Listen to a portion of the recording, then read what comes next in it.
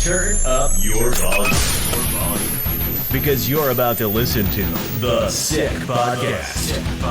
Rays Rewind with Bell, Bushman, and Drew. Jansen. That is into center field. Here comes Kiermaier. Phillips has tied the game. Arose Arena coming around. Throw home. Now he stumbles. But the ball gets away. Tampa Bay wins it. Brett Phillips, Game 4 hero. The sickest Tampa Bay Rays podcast. It's gonna be sick. Welcome, everybody, to another episode of the Rays Rewind podcast, the sickest Tampa Bay Rays podcast on the Sick Media Network. Make sure to go to your YouTube page at the Sick Podcast Rays Rewind. Welcome on in, and welcome into walk-off victory Friday. The Rays completing the sweep last night against the Texas Rangers, the first time in how many years? I think they said 2018. That's a long time, very long time, and it took guys that you wouldn't expect to help out with the win seal the deal, which would be Taylor Walls and Christopher Morel. But of course, it was bobblehead night last night as Junior Caminero hit a home run on bobblehead night and scored the winning run. He said, screw extra innings. I don't want to go to extra innings on bobblehead night. I'm just going to go and score. And then the Rays did, capping off a 4-3 victory over the Texas Rangers and looking pretty damn good throughout the sweep. Well, last night's game was kind of messy, but it's still a W is a W in my personal opinion. So whatever way you can get it done, that's okay with me. So so you told me to bet anytime touchdown on DR night. I did, lost, and I was in the back of my mind. I'm like, it's his bobblehead night. Oh, you said anytime touchdown. Oh, my bad. Anytime home run. Sorry. Yeah. I'm thinking of fantasy football and football coming up. Right. I was thinking to myself, you know what? He's probably going to hit a home run on his bobblehead night. And he did. And I didn't bet last night. I didn't realize. I had no idea it was his bobblehead night last night. I mean, oh, really? I knew it was when the game started, when I saw the post about it leading up. I think Topkin or somebody reported it. But yeah, I almost texted you again. Oh, it's his bobblehead. I mean, he's definitely hitting home run tonight. But I felt like since I had said that about the Dominican night, he came so close that first at bat on Wednesday that I didn't want to like go back and say, oh yeah, he's going to do it again tonight. Because then if he didn't do it, I just would. He's been getting some national media attention. He was they talked about him on Pardon the interruption on PTI. Really? Yeah, they mentioned him over there. Yeah, they mentioned because he was. I think he had 5 homers in the last 6 games, and they mentioned his name. And I was like, wow, Junior Caminero. Tony Kornheiser. I don't know if you remember this, but back I think it was 21 when I was like convinced the Rays were going to win the World Series that year. They had like for the last like half or month of the season, they put out this hype video that used Tony Kornheiser's voice for what he was talking about the Rays, about them being boring. And I remember that. I remember that video. Yeah. And then they made shirts, or there was like shirts that were made that had that. So yeah, they've never been big of all the national media that cover baseball. Typically it's pretty negative about the Rays or don't care, and they are. Even when they were on the 13-0 stretch, even when they were on the 13-0 like start of that season, like they were still like, no, they'll just fall off. I mean, obviously they did, but like they weren't high on them anyways. Which is I love PTI, but when they speak about the Rays, it's always like negative. They just they're a bit. I don't know. I feel like they're kind of old news. Like they need to get some new faces. Well, you know who they remind me of? If you're a fan of the Muppets, the 2 old guys that they have in the upper box raft. Those are Michael and Tony Coyne. Those are those 2 guys. It's a good point about Caminero and some getting some attention. I actually think, and I'm not biased at all in this. When you hear this, you're not going to think I'm biased. I don't think he's getting enough attention. I don't think he is either. Because and I think I figured out why. It's because so he's 21. I think he turns 22 over the summer. Mm-hmm. Not quite sure when, but he's 21 years old and he's got now 15 homers. He's had this incredible run. He's basically fulfilling what we were hoping he could be at this point. I realize things can change. The but prophecy has been He is fulfilled. ascending quickly. Yeah. And you're starting to hear some stuff like you said, but I think it's because he's not eligible for rookie of the year. Right. So like he's in this weird like in between where That's right. one, he's on the Rays. So naturally it's just you're already kind of fighting an uphill battle with media coverage and that sort of thing. Second, he's not eligible for rookie of the year. So he's not coming up in any rookie of the year conversations. Right.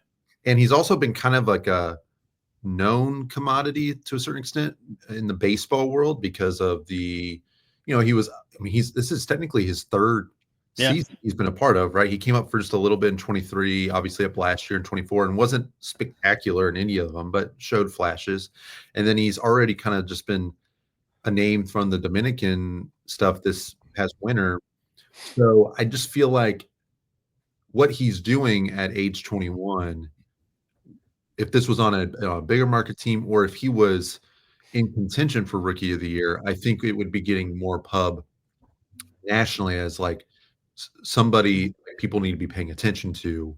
I can agree with that. Like he's just kind of flying under the radar for relative to what he's doing at his age.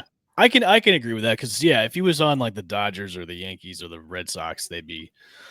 I mean, although I will say this, the MLB Network they cover the Rays well, and whenever they talk about the Rays, they are always like hyping the Rays well too. So I commend the MLB Network for doing that, and they're always featuring Rays players, and they have talked about Junior a lot.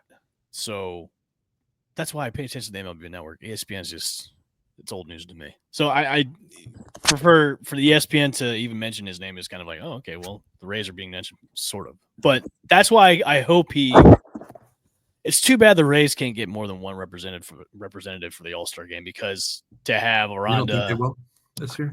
They could have 3 or 4 at this point with Caminero, Aranda, Brandon, Bilao, and then even Rasmussen. I mean, Raz could be in that start. He could be the All-Star.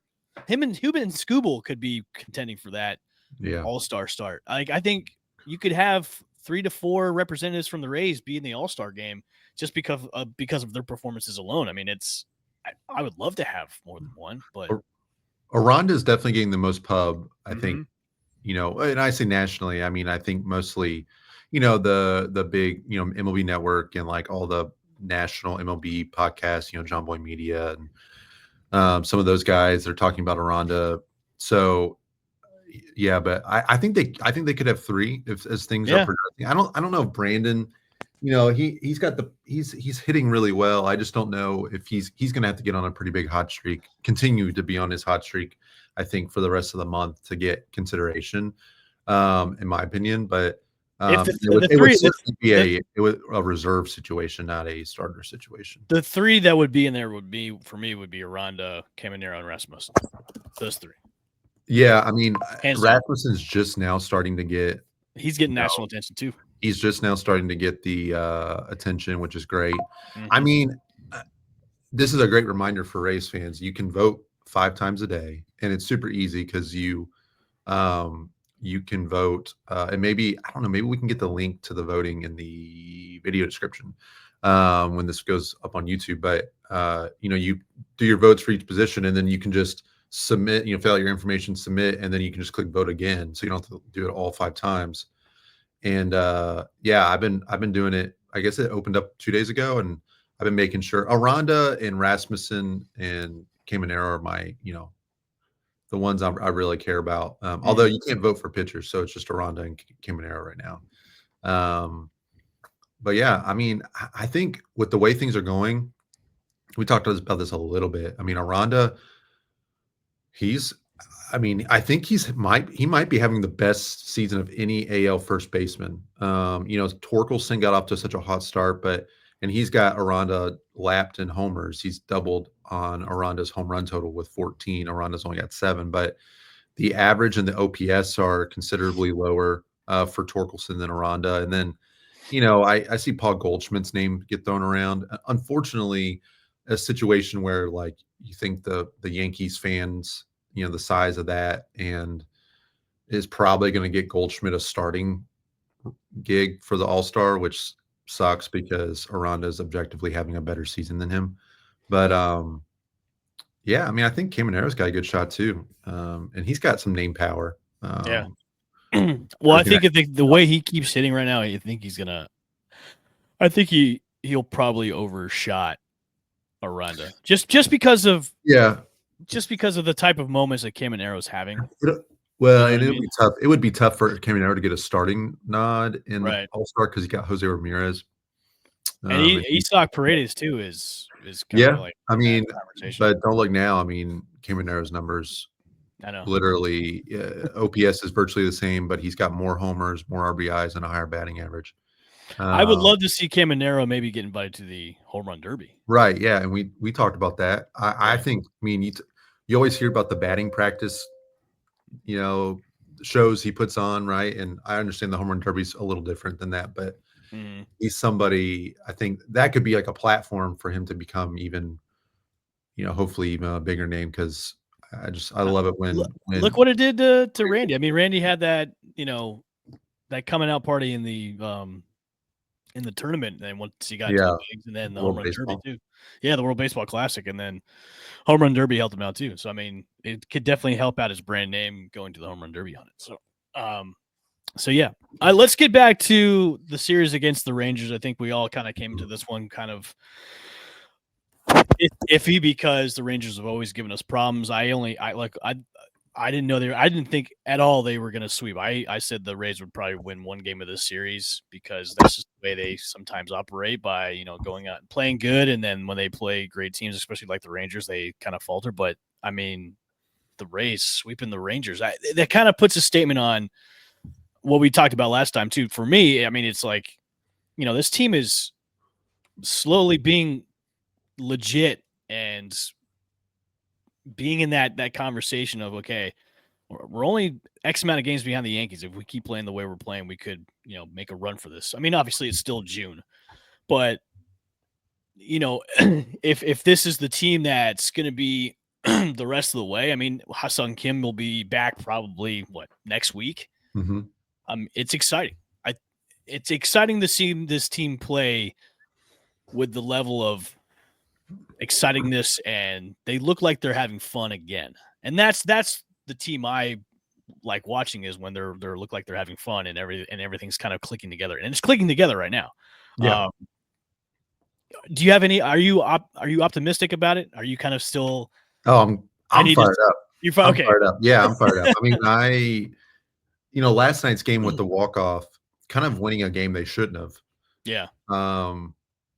That's the kind of games and moments where you're like, okay, this could be a launching pad. Where you have a win like that, especially at the end of a series to sweep, and then you got 3 games against the Marlins. I realize the Marlins won 2 of 3 against us and in Miami, but a Marlins team that's reeling. You're facing the back half of their rotation. It seems like things are setting up well too. And I'm never going to predict a sweep, but like you take this series, go 5-1, and like now you're cooking. You're getting away from that 500 mark, and it's almost like that's in your rearview mirror because for so long that's been the bugaboo for the team, is just like up and down around 500, can't ever get over that hill. I think Andy Fried said on the radio last night, which shocked me. I didn't realize it'd been this long. It's been almost 2 years, or just around 2 years, since the Rays were 4 games over 500. So I'm very optimistic. They played not great last night. It was kind of a typical game where you're like, okay, this is one of those losses where, Pepio, poor guy, like pitches really well. 2 solo homers should never be a reason to lose a game. Yep. And it looked like the bats just obviously went quiet, and Rangers were going to kind of just win this one quietly. And for them just to pull that out was incredible. And what made that extra special, in my opinion, was who was involved in that win in the ninth. I was strangely, when the game went to the ninth, I was telling my wife, because we were watching it, and I was like, I just felt very confident they were going to win. I don't know why. I was like, oh, I said, I'm ready. They're going to walk it off. Now I was thinking Junior. I was like, don't let guys get on because Junior's going to hit a walk off homer, Yeah. which did not come to fruition. But with how it worked out, I'm honestly grateful because you got Christopher Morel and Taylor Walls coming to the plate, both probably the two most maligned players of the entire season.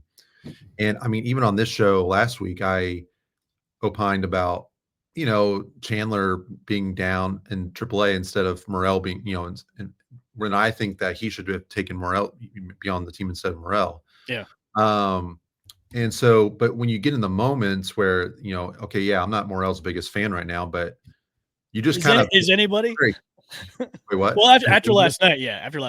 Well, it's just like, okay, in that moment, you kind of feel you kind of just humanize the moment a little bit. Like Right. this guy has been struggling. If you know it, he definitely knows it and feels it and understands how big of a moment that was for him to come up in. And I'm sure he was thinking, he wanted to come through for his team, and so for him to, and I get like the fielder, Josh Young kind of misplayed it a little bit, like, and that certainly helped. But for him to come through was such a huge thing, I think, for him. And I hope that he takes this and because even though I don't think he should be on the team compared to Chandler Simpson, like if he's going to be on the team, I want him to succeed. I'm a fan of his as long as he's, contributing, right? Like I want him to be a valuable part of the team. And that's what certainly they've expected. So I was so excited for him to come through. That was such a great moment. And then, right behind him, Taylor Walls. It's like you've seen this whole song and dance before, him coming up in big moments, whether it's at the end of a game or runners in scoring position, during a game and failing. And we've seen that several times this year already. And obviously knowing he's not anyone's favorite Ray, but him feeling the exact same pressure, if not more so, with his job potentially on the line with Ha-Seong Kim coming back or certainly, playing time is going to go down. And you just feel like in those moments, you humanize those moments. Like there's just so much pressure and they're feeling it too. So Yeah. I was so excited that they both came through and, Caminero's heads up play at the end to get there. It was awesome. So baseball is weird. You think like whenever a team loses a terrible game, like if we were on the flip side of something like that, coming in the next day, man, you just wonder how they're going to respond or if they're on coming off a victory like that, you just think there's no way they're going to come in tomorrow and lose this game, against the Marlins. But that's where I'm at. That's where I'm things at. happen. Baseball is so weird, and you just never know. Like that's exactly where I'm at. Is okay. They swept the Rangers, and now there's no reason why they shouldn't do this. Yeah, there's no reason why you shouldn't do it again against the Marlins. And you said that before. The Marlins are they're bad, man. Yeah, and that's what I hope. That's what I hope doesn't happen, man. It's like, okay, they're on a high horse right now when the Marlins come in down. You should be able to beat the Marlins like easily.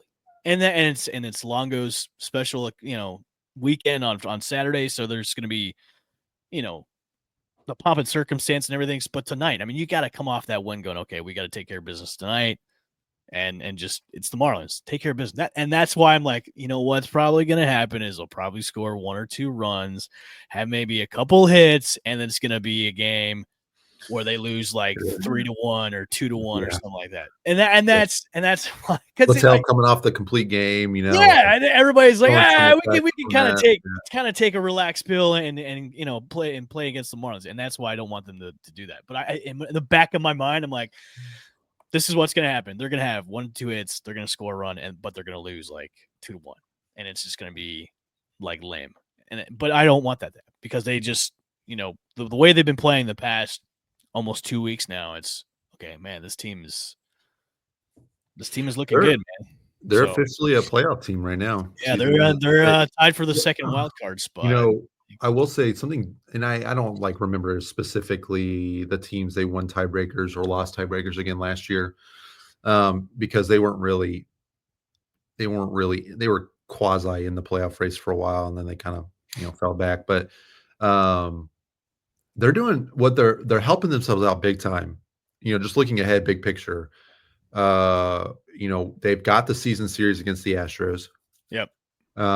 Which is great. I mean, to get that out of the way, knowing that, Houston and Seattle are kind of battling in the AOS, and Houston very much could be a team that you're competing for a wild card spot with, um, competing with for a wild card spot, excuse me. And, to have that tiebreaker locked up, you've got the Rangers. I realize they're struggling right now, but like, I think a lot of people expected them to be better and certainly could turn it around and be a wild card team. They have the established players to do so.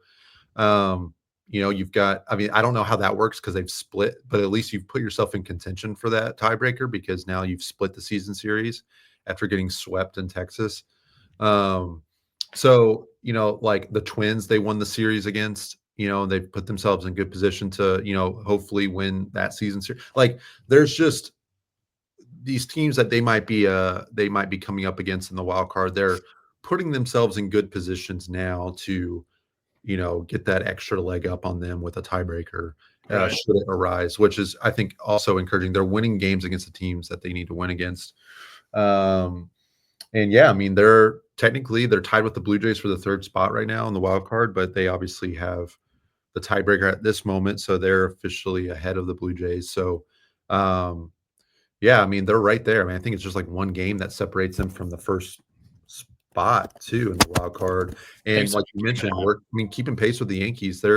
Yankees, they're just chugging along. Honestly, they're playing much better than I thought they would. I still don't think like,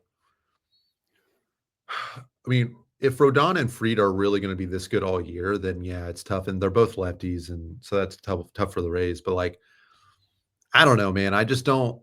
I still don't think. I think they're playing over their skis a little bit. So I'd like to think that there's going to be a point where the Yankees and I feel like we've seen this with them in the last few years where they get off to hot starts, they kind of get themselves a really good foundation early on, and then they struggle over the summer as you kind of get into August and September, or July and August. And so I'm hoping that if the Rays can keep pace here and the Yankees finally can just hit a little bit of a downturn, they can make the division a little bit more interesting. But yeah, I mean they're one game back from the top wild card spot right now. Yeah. So you Their can't.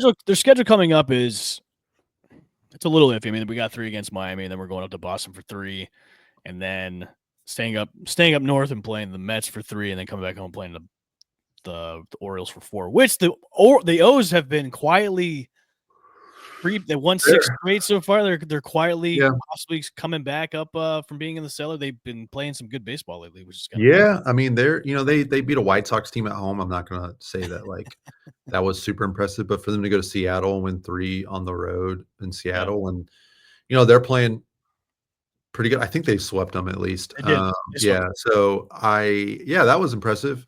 And I think they played the Athletics, so they could easily win that series with the way the Athletics are playing. So yeah, I mean they're so far back that it would take a miracle for them to get back in contention. But it might be one of those situations where you run into them in 2 weeks or a week and a half, and they're playing a lot better. The record's not great, but they're playing a lot better. And you're like, man, it would have been great to get them in the first 2 months of the season instead of right now. But yeah, it's tough. I mean, when I look at schedules for the Rays too, I find myself like it's hard for me to talk myself into like, oh, this is an easy stretch. I feel like every opponent you could look at feels like it could be. I look at every series they have coming up as just a hard stretch. I don't ever look at any of the stretches and be like, oh, outside of maybe in 2023, in 2021, there were some times I'm sure, but I mean, they do get some breaks though with pitching matchups. They're not like specifically with Boston coming up. They are also, I mean, they missed them when they played them at home back in April too, but they're missing Crochet. Thankfully, I mean, Garrett Crochet would carve this team up. So they're missing Crochet in Boston, which is huge. They're getting their 3 right-handed starters that honestly they could win against each of those. I mean, they're missing Singa with the Mets. At least how things shake out right now. I mean, if we miss somehow Scooble when we play Detroit in a couple weeks, then we're living right. I think they might do well against Scooble. You think so? Yeah. I don't know, man. Well, they play him at home first, so that maybe they can poke a The couple. Heat will get to Scooble. The Heat will get to him. Think so? He got to Joe Ryan. Joe Ryan was bitching about, it's ridiculous playing at that Steinbrenner Field is so hot. It's like, well, are you going to build a stadium for us? Yeah, I don't understand. Can we talk about that? Yeah. I don't understand. Like, did you not Listen. play baseball out in the sun when you were a kid? Like, get over it, man. Like, and you were a part of the Rays farm system for the longest time. Yeah, I was unimpressed with Joe Ryan. He's got a weird demeanor on the field too, and I don't know if it was a little strange because he played with a lot of these. He had a weird exchange in the beginning of the game with Josh Lowe. I assume, like in terms of like it looked like maybe they were messing around. I don't know. It was like kind of weird. But he obviously knows several of these players that obviously he's come up in the minors with or familiar with them being in the organization. But like, I don't understand opponents complaining about the stadium, given why they're in there, right? Yeah. Like, I understand it kind of stinks. Like, the lighting's not good. There's issues, whatever. I understand, and that's not fair, supposedly. But like, Joe Ryan complaining about saying, I think his quote was, "It's a joke." Yeah, like, he said it was a joke because of the heat. Like I just don't. Like that is such a huge turnoff to me as far as like me caring about you as a player and being interested in you as a player, because just read the room, understand the circumstances. No one wanted to be playing in Steinbrenner.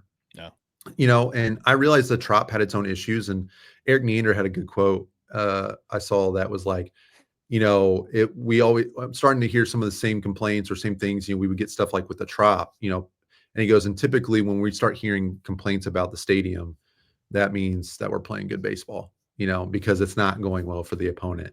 And they start making excuses, essentially, is what he was getting at. And I think that's great. I just, they talked about at the beginning of the season, they put up in the visiting clubhouse a huge portrait of the stadium damage, right? Mm-hmm. As like a reminder. And it was, I think they said it's an answer to the question no one should ask. And I thought that was a great statement to make at the beginning of the season. And I'm just shocked that there's been people that have come out publicly in the media. Joe Ryan was, I think, the most pointed with his response. But then, like John Schneider for the Blue Jays, he was complaining about the stadium and the heat, and that these players have earned the right to play in a big league stadium, blah blah blah. And like, I mean, I've never been impressed with John Schneider. I actually think he's a big reason why the Blue Jays have never achieved what their expectations, because I don't think he's a good manager. So it doesn't surprise me that he's complaining. I've got his whole quote. Yeah, let me hear it. It's a joke. Says Twin starter Joe Ryan. Joe Ryan, said, okay. Said after beating the Rays last week, complaining about, among other things, the sun being in his eyes, the wind, the lack of foul territory, trampoline-like grass, the quiet atmosphere, and the absence of a roof. It doesn't make sense. I don't understand. I mean, that's literally I don't the grass. I've actually heard the infield. I guess he's talking about the grass, not the dirt. They've said the infield is like as good as it is in any state. Like it's almost the best infield. And this is the guy that won. And the guy won. He's complaining even after he won. Wait, so he complained. Let's list it off. He complained about the sun. Yep. Okay. Complained about the foul territory. So, but complain about the quiet atmosphere. Quiet atmosphere. Okay. So the trampoline type like grass and the absence of a roof. But see, they would be complaining about the roof. That's what it's like. You can't win. I know. And but Drew, what blows my mind is he won the game and he's still complaining. He won. I know. And I don't know if he just got it out for the team, if he's like harboring some resentment about the trade. Boo-hoo. Yeah, people lament that trade a lot. I mean, I guess hindsight, right? But like, I don't ever look at that trade as like, I can't believe the Rays really screwed that up. Like, no, it was literally like the best trade that they could have made at the time, and It just didn't work. I mean, Nelson did fine. Like the pitching blew up in the playoffs. Like, I don't know. I mean, and Joe Ryan's great. Yeah. I mean, like he's good, but I mean, they're not it's not like this team is missing him necessarily. I think we're doing Especially fine. this season. It just blows my mind. I'm just shocked that like there's such a lack of awareness given the circumstances and why they're playing there that Joe Ryan. I think either way, Joe Although- Ryan would probably still complain no matter what. Yeah, John. It feels more on the nose for John Schneider because all he does is complain. And he's always upset about something. Him and the pitching coach Pete Weber. I just find it funny that if these players think that we had a choice to play here, like, are you not up on current events or anything like that? Like it wasn't a choice. We had to like pick a spot. This made the most sense. Yeah. That's what we have to deal with until, the trop gets repaired and then, whatever happens with the stadium saga and stuff like that. So it's like he's complaining about the sun. Yeah. Well, we live in Florida. I mean, that's where the Rays play. They live in Florida. Like, is that the first time he's ever had to deal with the sun? And you know what? Take your $1 million paycheck and go complain to somebody else that's gonna listen, man. Like, dude, and you won the game. Like, shut up, bro. Shut up. Yeah, I hope they face him again. I hope so too. And then we can complain about the Target Field or whatever they play at. The big wall and right. Yeah. So, all right, y'all. We're gonna head on out for this weekend. The Rays play the Marlins for 3. Evan Longoria's retirement game. Are you going? I can't, man. Tickets are crazy expensive. I can't make it. That's one of those where it's like, man, you just wish you had tickets to that game pre announce it. Yeah, that's of course then you can make probably some good money on them too if you wanted. But yeah, I was gonna say they had a kids promotion this weekend too, right? Yeah, the kids promotion this week. But still, for me, it's like stuff. Yeah. I get it. I will watch though, but I will watch TV. But make it out to the Big Stein if you guys can. It's going to be a good weekend of baseball. The Rays should hopefully sweep the Marlins or take 2 out of the 3, coming off the walk-off victory sweep of last night against the Rangers. But we will leave you on this episode with last night's scenario that won them the game last night when we get out of here. So here it is. Nobody's covering first. The tying run will score, and the winning run will score. The Rays win it on that ground ball. Aranda scored the tying run, and Caminero came around to score. Nobody covered first.